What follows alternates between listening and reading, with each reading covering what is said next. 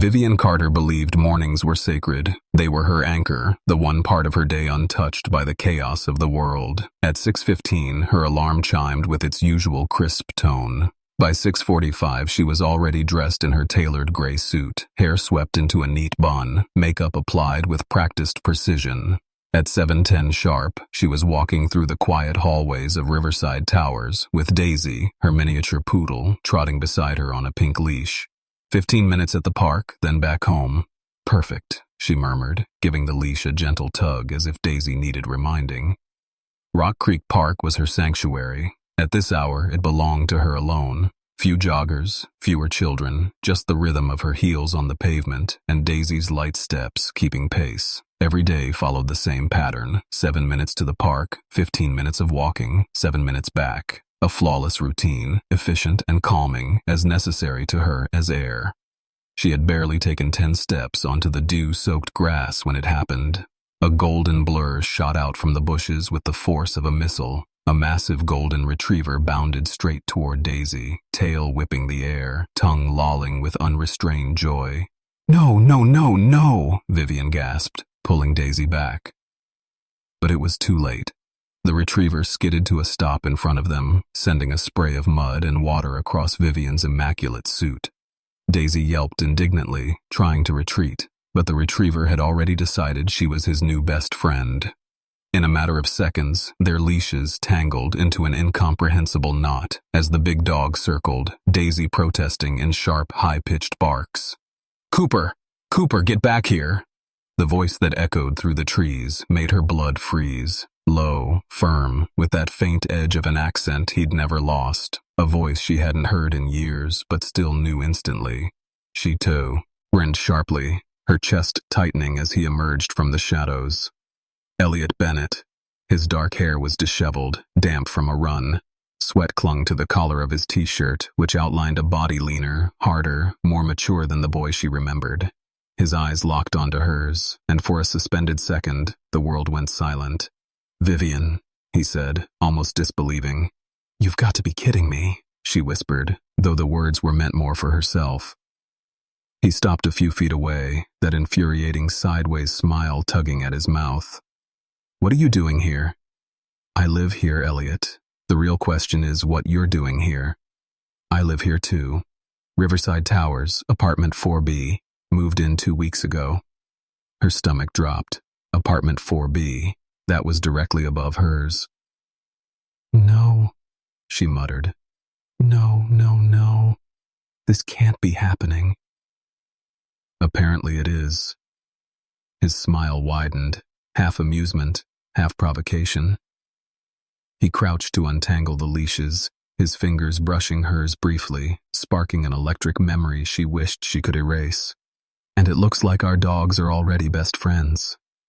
Vivian looked down. Daisy, usually aloof with strangers, was circling Cooper with surprising energy, play barking, nipping at his ears. The sight of her carefully trained poodle romping like a wild pup made Vivian's jaw clench.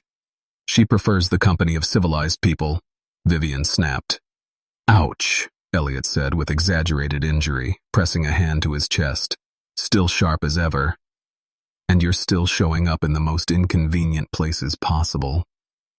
The words came out harder than she intended, edged with years of unresolved anger. The last time she had seen him was the day he'd left. No explanation, no closure, just gone, leaving her with fury and heartbreak as her only companions. And now here he was, back in her world, looking more infuriatingly attractive than ever. They stopped, out in taut silence, the morning air heavy with the unspoken. Finally, Cooper broke the moment, lunging toward a family of ducks by the lake. Daisy followed, leash dragging. "Daisy!" Vivian shouted, running after them. "Cooper, no!" Elliot charged beside her, their footsteps pounding the grass in chaotic unison. By the time they reached the dogs, both were soaked from plunging into the lake, tongues lolling happily, completely oblivious to the havoc they'd caused. Vivian stood at the edge of the water, staring at her mud-caked poodle. "She has never done this before," she muttered, her voice sharp with disbelief. "Cooper has that effect on people," Elliot replied, grinning, and then softer. "Apparently on dogs, too. Vivian turned to him, heart racing, cheeks flushed, furious at the mess, furious at him, and most of all furious at herself for the treacherous thought rising in her mind. He was sexier than ever, and that was exactly why she hated him all the more. Vivian woke to a sound that did not belong in her carefully designed morning. It wasn't the discreet chime of her alarm clock or the quiet shuffle of Daisy stretching at the foot of the bed. It was music, not just music, but a full-throated jazz performance spilling through the ceiling above her, horns and saxophones blaring with a confidence that felt like an insult at 6 in the morning. She dragged a pillow over her head, but it was useless. Every note pushed through, bold and relentless, as if the walls themselves had conspired to remind her that her neighbor was Elliot Bennett. She groaned, kicking the covers away. Daisy whined, ears twitching at the noise, and looked up at her with wide, questioning eyes. "Don't look at me like that," Vivian muttered, tying her robe tighter around her waist. "Apparently, the man upstairs thinks he lives in a jazz club." By the time she stepped into the elevator with Daisy at her side, her patience had thinned to nothing. The doors opened on the 4th floor, and there he was, Elliot, stepping out in a perfectly fitted navy suit, tie-no, with lazy confidence, Cooper waiting obediently at his side. They froze for a moment, the morning soundtrack still echoing in Vivian's ears, before both stepped inside. The silence between them was heavy, charged. "Good morning," Elliot said, pressing the ground floor button with a polite calm that made her want to scream. "It would be if certain people didn't host a jazz festival before dawn," she replied, eyes fixed firmly on the glowing numbers above the door. For the first time since she had seen him again, he looked caught off guard. "Sorry," he said, and it didn't sound like sarcasm. "I always play music when I'm getting ready. It helps me focus. I didn't realize it was so loud. That's what headphones are for." "You're right," he admitted softly. "It won't happen again." She glanced sideways at him, suspicious, waiting for the smirk, for the joke she had grown used to. But his face was serious, almost regretful, and that disarmed her more than any clever line ever could. She hated that it unsettled her. When the doors opened, she stepped out quickly, Daisy prancing beside her, only to stop short in the middle of the lobby. Mr. Martinez, the doorman, was smiling with the kind of curiosity that meant he had already guessed too much. "Good morning, Mrs. Carter," he said warmly. "I see you've met our new resident." "Met is one way to put it," Vivian muttered under her breath. "Elliot Bennett," Elliot said smoothly, extending a hand to the doorman with effortless charm. "Nice to meet you. And this is Cooper." While pleasantries were exchanged, Vivian noticed Daisy and Cooper lying together on the cool marble floor, their bodies almost touching, as if they had known each other all their lives. She pulled Daisy back quickly, heart thudding when she saw Cooper still wearing Daisy's delicate pink collar. Daisy, on the other hand, dragged Cooper's thick leather collar across the tiles like it weighed more than she did. "The collars," she said sharply. "Right, the collars," Elliot replied, crouching to unbuckle the pink one from Cooper's neck. Their hands brushed when he passed it to her, a fleeting contact that sparked a memory she didn't want, a warmth that irritated her more than the noise upstairs ever could. She slipped the collar back on Daisy with quick, practiced movements, refusing to look at him. But then he said her name, softly, carefully. "Vivian." She stopped, her hand pausing on the leash. "I really am sorry," he said, and his voice carried something she hadn't heard from him before. Vulnerability, regret, not just for the music, for everything. She turned then, ready to cut him down with words sharp enough to end this dance before it began. But the look in his eyes held her in place. He was older now, different, carrying shadows she didn't recognize, and for one dizzy second she couldn't breathe. "Just keep the volume down," she managed, her tone clipped, her defenses intact. "I promise," he said, and the way he said it, low and certain, made it feel heavier than a promise about music ever should. Vivian tugged Daisy toward the doors, needing distance, needing her routine back. But as she stepped out into the crisp morning air, she knew with cold certainty that her perfectly ordered life was no longer hers alone. Elliot Bennett had moved in upstairs, and with him had come the kind of disruption she couldn't plan for, the kind that could unravel everything she had built to protect herself. And what frightened her most was not the noise or the chaos he carried with him. It was the quiet part of herself, buried deep and stubborn, that wasn't sure she wanted to be protected anymore. The first note appeared on her door early Monday morning, a square of cream paper tucked neatly under the brass number plate. Vivian almost ignored it, thinking it was a flyer or a neighbor's misdelivered mail, but the ha-tanyata and writing stopped her. She knew it instantly, sharp and slanted, Elliot Bennett's signature script. She stood frozen in the hallway, Daisy sniffing at the paper as if it carried some secret. Then she read, "Sorry about the music. To make up for it, I left something for Daisy in the lobby. E." Her pulse jumped against her will. She considered tearing the note in half, throwing it away, pretending it never existed, but curiosity betrayed her. She took the stairs instead of the elevator, determined not to run into him, but Mr. Martinez, the doorman, was already waiting with a grin and a small pink box. "Your neighbor left this for your dog," he said with a conspiratorial twinkle in his eye. Inside was a plush toy shaped like a golden saxophone. Daisy barked once and immediately clamped her teeth on it, prancing around the lobby with triumph. "Very funny," Vivian muttered, though the corners of her lips betrayed her with the slightest curve. On Tuesday there was another note. "Hope Daisy liked the saxophone. Today is coffee day in the lobby. Try it. You'll thank me. E." When she reached the lobby, she almost dropped Daisy's leash. A professional-grade espresso machine had been installed overnight, gleaming in the corner. Mr. Martinez explained with visible excitement that Mr. Bennett had arranged it as a gift for all residents. Against her better judgment, she tried a cappuccino. The first sip was perfect. Cinnamon dusted exactly how she liked it, and she hated how much she enjoyed it. By Wednesday, she found a third note waiting, and this time her hands trembled slightly when she opened it. "I remembered you were always obsessed with macarons. Picked these up at Lador. The color reminded me of your eyes. E." The small box contained 6 hazelnut-colored macarons, delicate and expensive, exactly the shade Elliot used to call her eyes when he wanted to charm her. She stood there, in the lobby, heart thudding, memory pressing hard against her walls. She ate all 6 that night, alone on her couch, telling herself it was only because she didn't want them to go to waste, but every bite tasted of the past. By Thursday, her irritation had hardened into defiance. She left her own note on his door, neat block letters on plain white paper. "Thanks for the macarons. Daisy loved the saxophone. But you don't need to keep buying forgiveness. V." His answer came back before dinner. "I'm not trying to buy forgiveness. I'm trying to show you that I remember. Do you still? E." She read it 3 times before shoving it into her kitchen drawer, but her hand lingered too long on the paper, betraying her resolve. That night she told herself she would not look for another note. She would not care. She would not allow him to slip under her skin again. But when Friday came and her door was bare, her chest tightened with a strange disappointment. In the elevator, she bumped into him fresh from a run, sweat darkening his shirt, hair damp, his eyes catching hers with quiet amusement. She opened her mouth before she could stop herself. "No note today?" He smiled, the kind of smile that reminded her of dangerous summers and nights she swore she'd buried.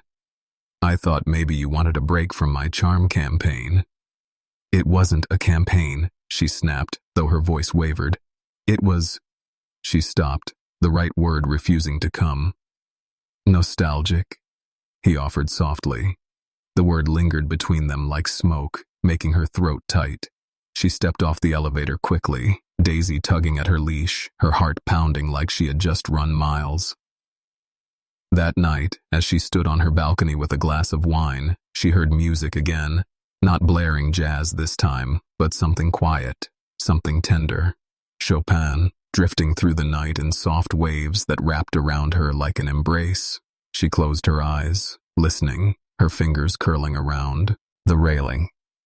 She hated him for disturbing her ordered world, hated him for remembering her favorite things, hated him most of all for making her feel alive again. And in the shadows above her, Elliot sat listening too, waiting, patient, certain that the cracks in her walls were beginning to show. Friday night stretched long and merciless in the office, contracts stacked like fortresses on Vivian's desk. By the time she stumbled out of the firm's glass tower, it was close to 10, her heels dangling from one hand, her briefcase pulling at the other. Every muscle in her body screamed for rest. The streets of DC buzzed with late-night laughter, but for Vivian, the world had narrowed to the weight of exhaustion pressing her shoulders down. When she reached Riverside Towers, the elevator was out of service. She muttered under her breath, dragging herself up the stairs. On the second floor, her legs gave way and she pressed her back against the wall, breath shuddering, eyes burning with tears she didn't want to admit were there. "Vivian?" The voice came from above, steps quickening on the stairs until Elliot appeared, his suit jacket slung over one arm, tie loosened. His eyes landed on her face, and his expression changed instantly from surprise to alarm. He hurried down the last few steps, crouching in front of her. "Hey, what happened?" "Nothing," she said quickly, wiping at her cheeks. "Just a long day." He studied her, too closely, too carefully. "When was the last time you ate?" She blinked, caught off guard. "This morning. Coffee." "Coffee is not food," he said firmly, offering his hand.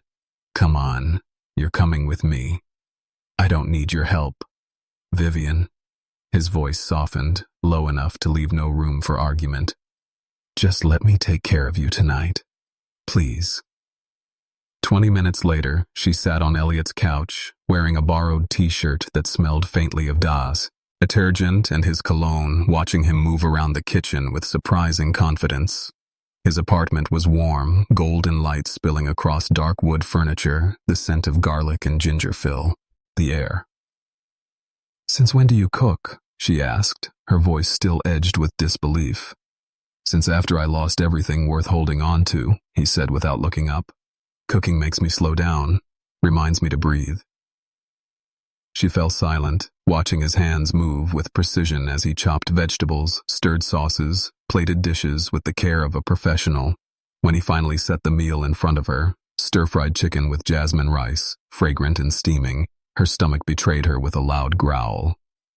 "Eat," he ordered gently. The first bite was heaven. She closed her eyes, groaning softly. "This is incredible." "Good," he said, watching her with quiet satisfaction. "Now tell me about your day." She didn't want to, but the dam had broken already. Words tumbled out, impossible clients, endless revisions, a boss who treated her like a machine. Elliot listened without interrupting, only nodding, offering the occasional dry remark that made her laugh despite herself. By the time she finished, her chest felt lighter, though she would never admit it aloud. He poured them both wine, his gaze steady. "Want to hear about my terrible day? You had one too?" "I lost a $3 million client because he said my tie reminded him of his daughter's ex-husband." Vivian stared, then burst into laughter, the sound echoing through the room like something she hadn't felt in years. Elliot's smile stretched wide, not the cocky grin she remembered, but something softer, warmer. When the laughter faded, silence filled the space, comfortable yet charged. He leaned back on the couch, turning his glass in his hand. "Can I ask you something?" She hesitated. "What? Why did you really hate me all these years? Was it because I left, or because you were afraid I'd come back?" The question sliced through her. She set her glass down, unable to look at him, her heart hammering. "Elliot, don't. I need to know," he said, his voice low, steady.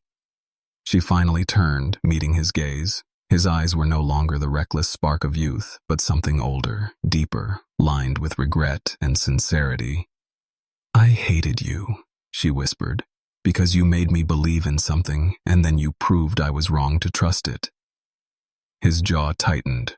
"I was young, arrogant, scared, but I've changed, Vivian. Losing you taught me what I never want to lose again." He leaned closer, slowly, giving her time to stop him. She didn't move. His hand brushed her cheek, warm and careful, and when his lips touched hers, the years between them melted away. The kiss was soft, tentative, filled with unspoken apologies and questions. When they pulled apart, her breath was shaky. "This complicates everything." "Maybe," he murmured, his forehead resting against hers. but some complications are worth it. Her walls trembled. For the first time in years, Vivian wasn't sure if she wanted to hold them up anymore. The night after their first kiss, Vivian lay awake in her bed, staring at the ceiling as if the shadows above her could provide answers. Daisy snored softly at her feet, the plush saxophone clutched between her paws, oblivious to her owner's restless thoughts. Vivian pressed her hand to her lips, still remembering the heat of Elliot's kiss, the way his thumb had brushed her cheek like she was something fragile. It had been tender and terrifying because it reminded her of what she had once felt for him, of everything she had buried under years of anger. The following evening, she found herself standing in front of his door, heart thudding so hard she almost turned back. Before she could knock, the door opened, as if he had been waiting. Elliot stood there barefoot, wearing a soft gray shirt and holding a vinyl record in his hand. His expression softened when he saw her. "I was about to come find you," he said. "I wanted to show you something." She stepped inside, nerves prickling. His apartment glowed with warm lamplight, and on the far wall, rows of vinyl records stretched like an old library of sound. He moved to the turntable, sliding the record into place with careful reverence. When the music began, she froze. Chopin, delicate and haunting, pouring through the speakers with a richness that no streaming service could ever replicate. "You remembered," she whispered. "You used to say Chopin was the only music that could slow your heart when you were nervous," he replied. His eyes met hers, steady and unreadable. "I kept these records after my grandfather died.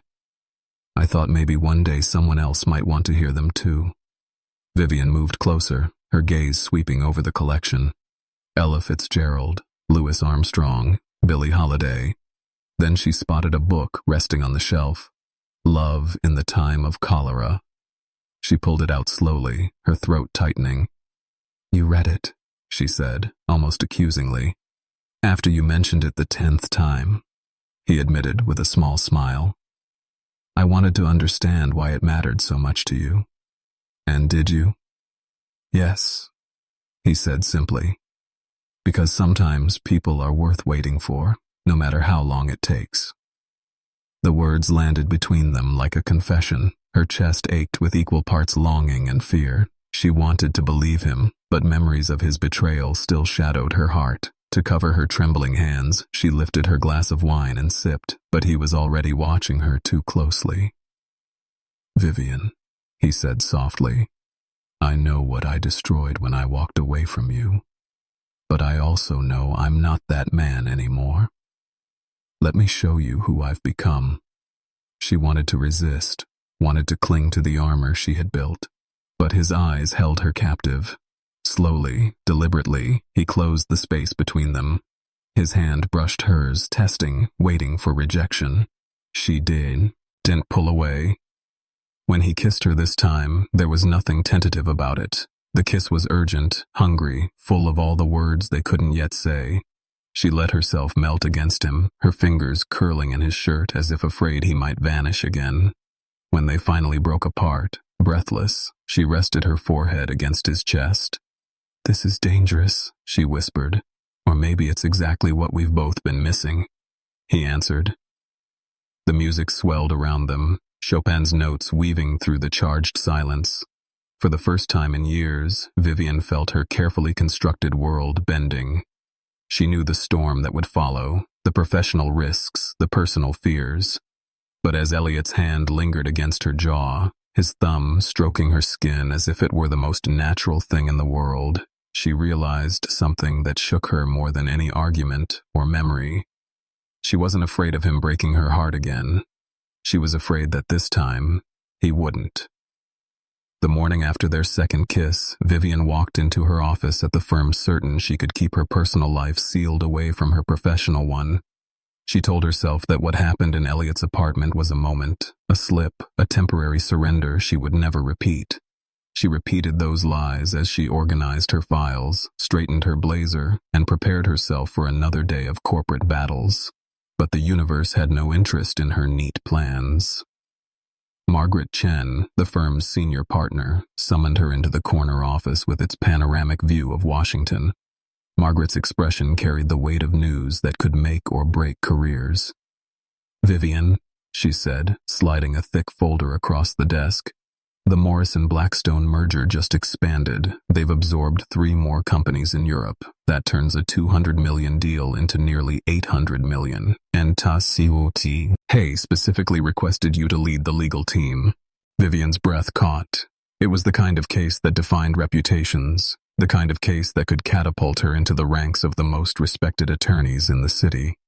Yet Margaret's eyes held a shadow of warning. There is one complication, she continued, opening a second file.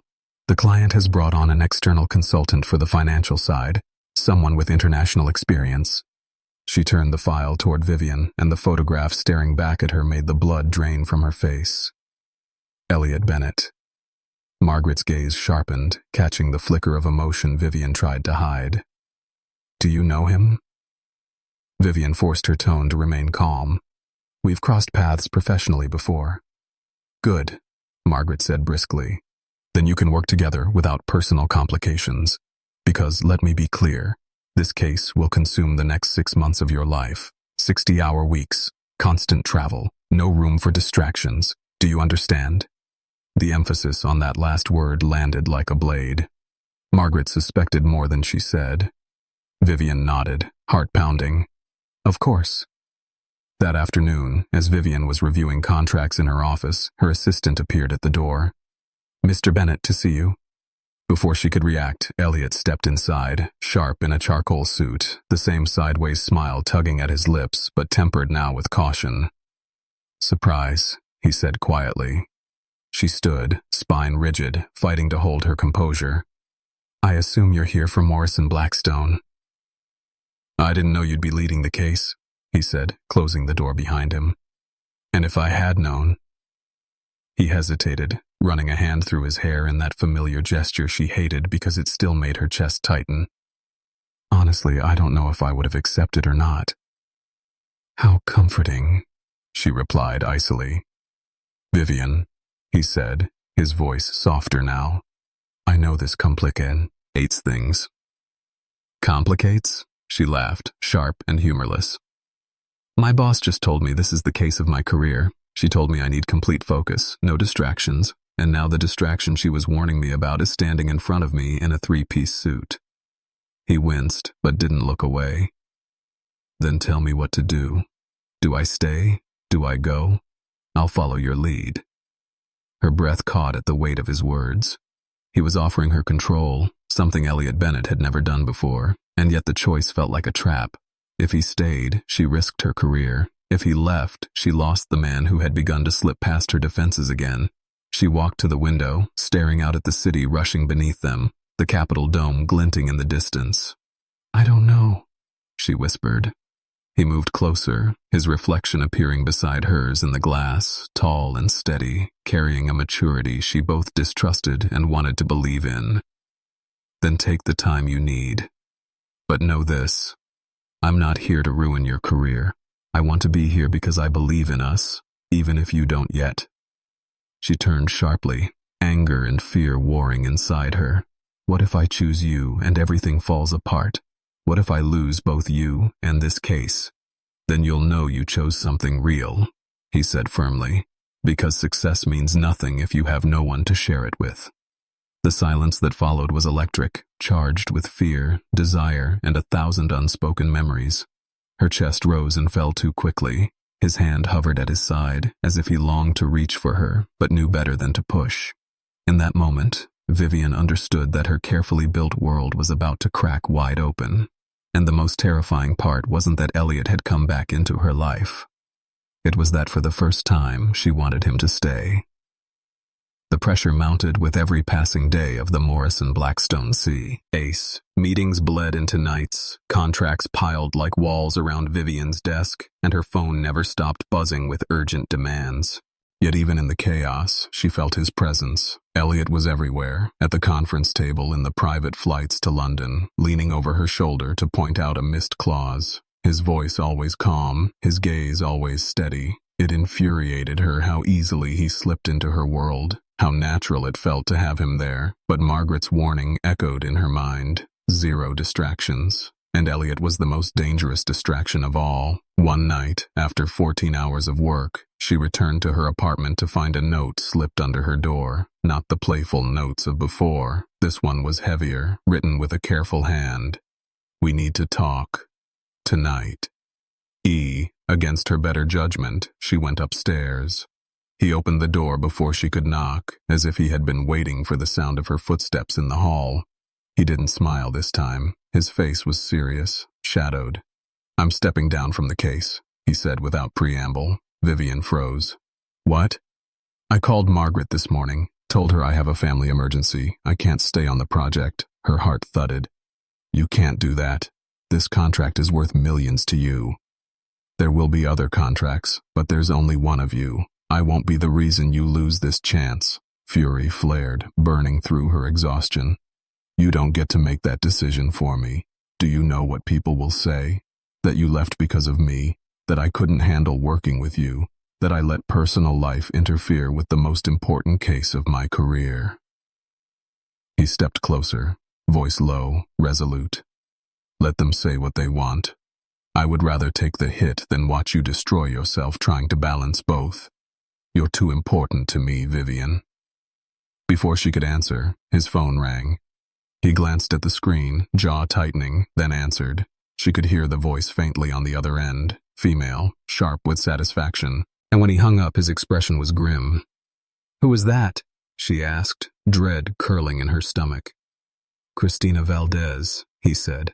"She's already spreading rumors that I abandoned the deal because of you. She wants my spot on the contract, and she'll use this to get it." Vivian's knees almost buckled.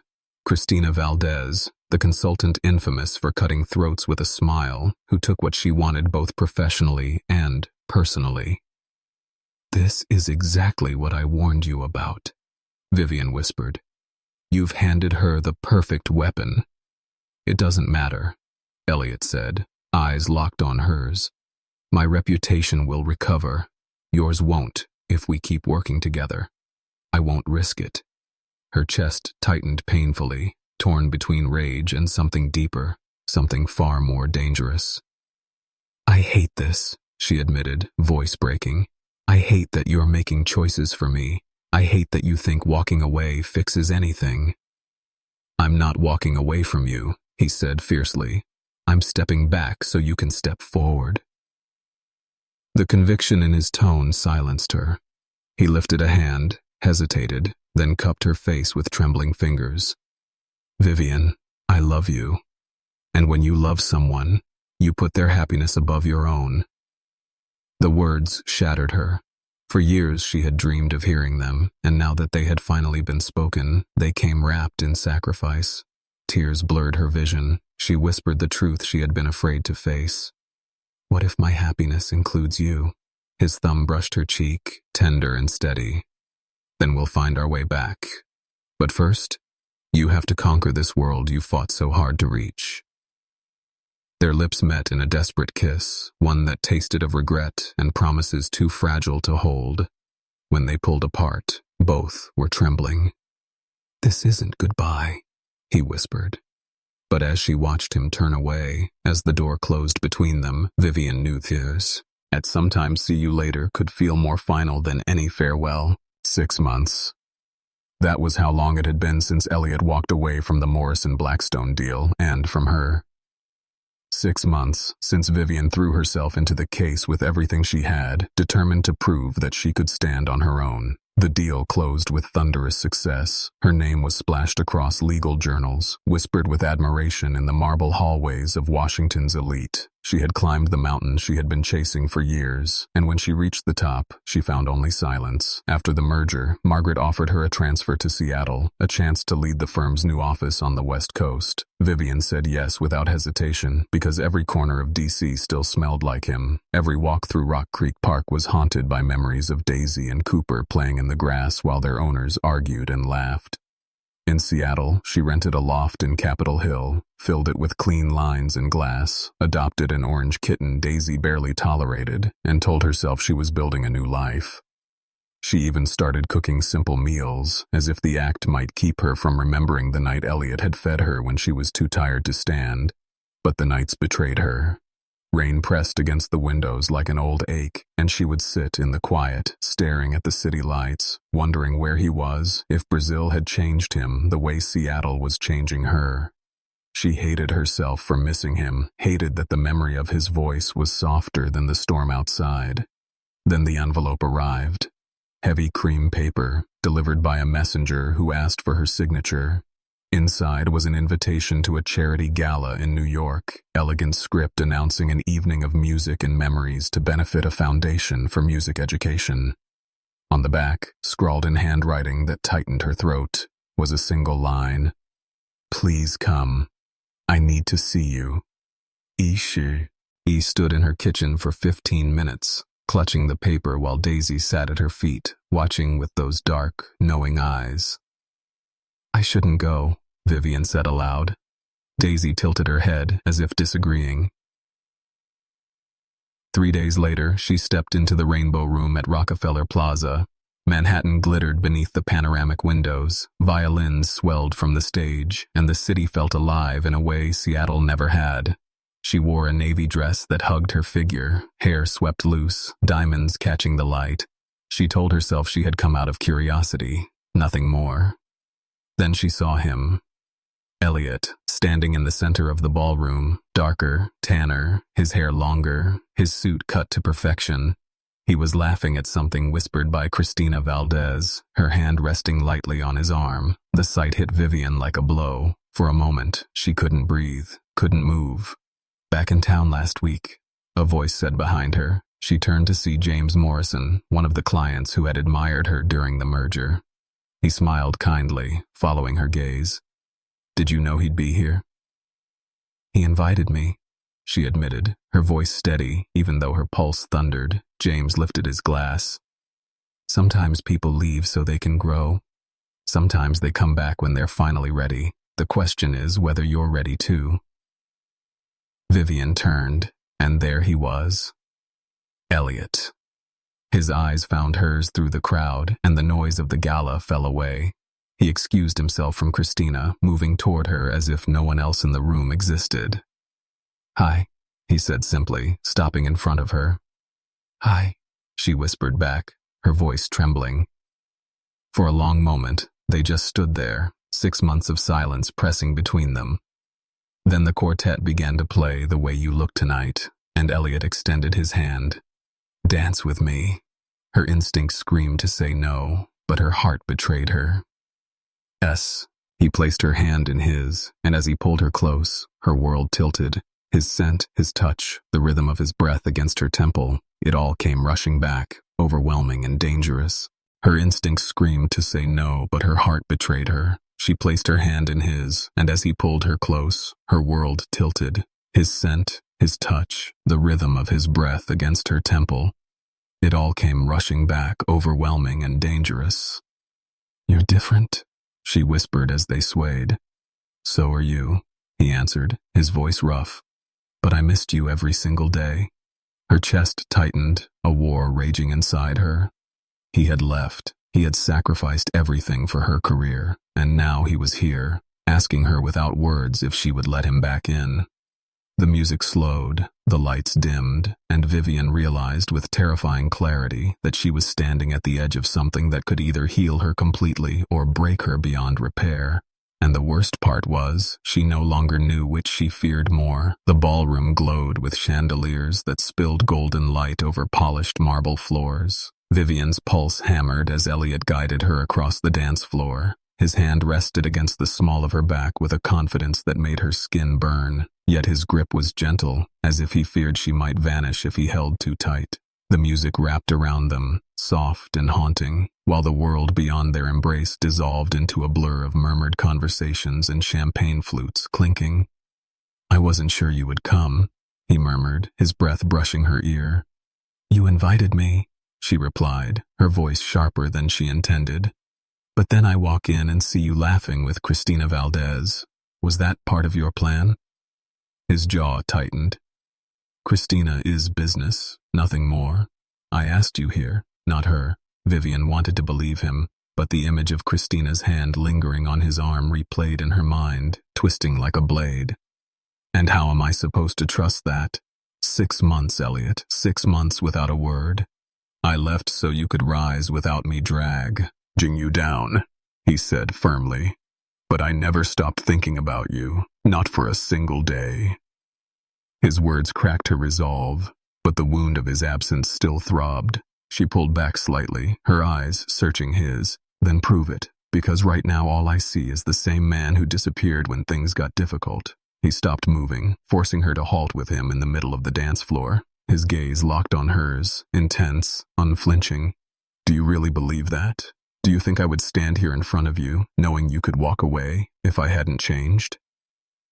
The room seemed to tilt, whispers circling as onlookers noticed their pause. Vivian's heart pounded, torn between pride and the undeniable pull toward him. Before she could respond, James Morrison appeared at her side, his tone casual but his eyes sharp. Mind if I steal her for a moment, Bennett? Elliot hesitated, then released her hand. James led her toward the edge of the ballroom, lowering his voice. You need to know something. Christina's been circling for weeks, whispering that Elliot abandoned the case because of you. She wants to ruin him and take his place in the industry. If you let her succeed, you'll lose more than a consultant. You'll lose the man who gave up everything for you. Vivian's stomach dropped. The trap was clear now. Christina hadn't just wanted the contract. She wanted to erase Elliot entirely, and Vivian's silence was handing her the weapon. When she turned back, Elliot was watching her across the ballroom, his expression unreadable. For the first time, she saw not just the reckless boy who had once broken her heart, but a man who had weathered storms, who had sacrificed his own name so hers could shine. And suddenly, the question wasn't whether she could trust him. It was whether she had the courage to stand beside him in public, no matter the cost. The music shared fit into a slower piece, couples gliding closer together. Vivian drew in a breath and crossed the floor, each step heavy with the weight of decision. Elliot's eyes widened slightly as she approached, but he didn't speak. Instead, she slipped her hand back into his, raising her chin as she met his gaze. If Christina wants a war, she whispered, her voice trembling with steel, then she just picked the wrong woman to fight. The shock in his eyes melted into something deeper. Pride, relief, and a glimmer of hope. He pulled her close again, and this time their dance wasn't about nostalgia or regret. It was about defiance. Every movement a declaration that whatever battles lay ahead, they would face them together. But as the final note of the music faded and applause filled the ballroom, Vivian felt the stir of unease. Because she knew Christina Valdez was not the kind of enemy who lost gracefully. And if tonight had proven anything, it was that the fight for Elliot's reputation and their future was only just beginning. The weeks after the gala unfolded like a storm that refused to pass. Christina Valdez moved fast, her whispers turning into headlines in industry newsletters. Rumors spread that Elliot Bennett had abandoned the Morrison-Blackstone deal out of weakness, that he had been compromised by his history with Vivian. Each lie carried weight, and each weight threatened to drag him under. Vivian felt the pressure too. Colleagues eyed her differently, as though waiting to see if she would stumble. Margaret called her into her office more than once, her tone sharp, reminding her of the thin line she walked. Your success is undeniable, Vivian, Margaret said, but reputation is fragile. Be careful where you stand. For a while, Vivian tried to separate her personal and professional lives, to keep Elliot at a distance. But every time she saw his name twisted in another article, every time she remembered the sacrifices he had made for her, she knew silence was no longer an option. She had spent her life building walls of control and discipline, but some battles were, and won by hiding behind them. Some battles demanded you step into the light. It was James Morrison who gave her the chance. He invited her to speak at a conference on international mergers, a stage where industry leaders would be gathered and every word would echo through the financial world. She agreed, though her heart hammered as the date approached. On the morning of the event, Elliot found her backstage, his suit immaculate, but his eyes shadowed with weeks of attacks he had endured. You don't have to do this, he said quietly. I can weather this storm on my own. No, she replied, lifting her chin. You stood back so I could step forward. Now it's my turn. When Vivian walked onto the stage, the room quieted. Cameras flashed, journalists poised their pens, waiting. She spoke about the Morrison-Blackstone merger, about the future of international law, but then she shifted, her voice steady even as her heart thundered. "There have been rumors," she said, letting the silence stretch. "Rumors about why certain people stepped away from the project. Let me be clear. Elliot Bennett's contributions were essential. His strategies saved months of negotiations and safeguarded billions in assets. If he stepped aside, it was not out of weakness, it was out of integrity. He chose to protect this case, and yes, to protect me from conflicts others would have exploited. That is not failure, that is strength." Gasps rippled through the crowd, cameras clicked furiously, and in the back of the room, Christina Valdez's carefully painted smile faltered. When Vivian stepped off the stage, Elliot was waiting. His eyes shone, not with pride, but with something deeper, something raw. "You didn't have to do that," he whispered. "Yes, I did," she replied. "Because you're not my weakness, Elliot. You're my choice." He pulled her into his arms, right there in the corridor, uncaring of the cameras still snapping. The kiss they shared wasn't tentative or cautious. It was fierce, sealing years of hurt and months of uncertainty into something unbreakable. Weeks later, they stood together on a beach in Valencia, California, the Pacific stretching endlessly before them. The small house Elliot had bought in secret months earlier stood behind them, its deck strung with lights, a new beginning carved out of old wounds. Daisy and Cooper bounded through the sand, their paws kicking up spray as if they too understood this was home. Vivian turned to him, the wind pulling strands of hair across her face. "Why Valencia?" "Because it's not your past or mine," he said simply. "It's ours, a place to build without shadows." She smiled, the kind of smile she hadn't worn in years, soft and free. "Then let's build." That evening, with friends gathered close and the ocean as their witness, they exchanged vows not of possession or sacrifice, but of partnership. Elliot promised to be her equal, not her savior. Vivian promised to be vulnerable when it was hardest and strong when he needed her most. And when they kissed under the golden sky, the applause of their loved ones was drowned out by the sound of waves crashing on the shore. Later, when the guests had gone and only the stars remained, they walked hand in hand along the water's edge. Elliot looked down at her, his voice low, almost reverent. "Do you regret anything?" She paused, gazing at the reflection of the moon rippling on the sea. "Only the years we lost, but maybe we needed them. Maybe we had to break apart before we could learn how to grow back stronger." He kissed her forehead, pulling her close. "Then, let's never waste another day." Vivian rested her head against his chest, the future unfurling before her like the endless horizon. She had spent her life believing control was her greatest power. Now she understood the truth. Real power came from choosing love, every day, again and again.